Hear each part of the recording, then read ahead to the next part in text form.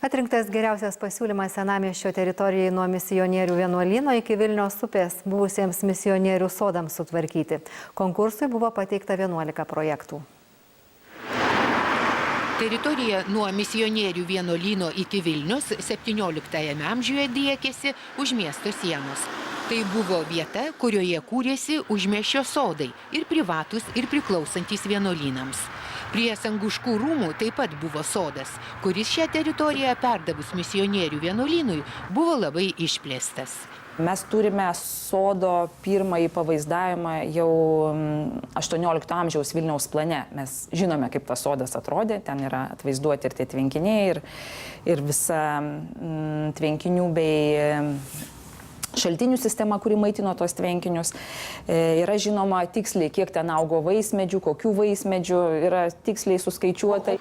18 amžiaus pradžioje misionierių sodose, be čia auginamų vaistažolių, daržovių, gėlių ir įvairių vaiskrūmių augo 115 obelų, kiek daugiau kriaušių, 22 slyvos ir 13 vyšnių. Reljefas buvo banguotas, todėl vaismedžiai augo terasose, kurios ir buvo būdingos barokiniams sodams. Barokinio ta sodo terasa viršutinė prie rūmų yra štai čia. Toliau sodai eina šlaitų žemyn. Štai šitais šlaitais jie leidžiasi terasomis žemyn link Kūdrų. Edukacinis sodas yra numatytas šiame kampe. Kūdros su šaltiniais, kurie maitina tą visą Kūdrų sistemą. Yra numatytos kelios vietos kavinėms, terasoms. Konkursą laimėjusios savivaldybės įmonės Vilniaus planas kūrėjai, rengdami techninį idėjos įgyvendinimo projektą, ketina detaliau išstudijuoti medžiagą apie sodus, esančią net užsienio archyvuose. Misionieriai pasitraukė iš Lietuvos.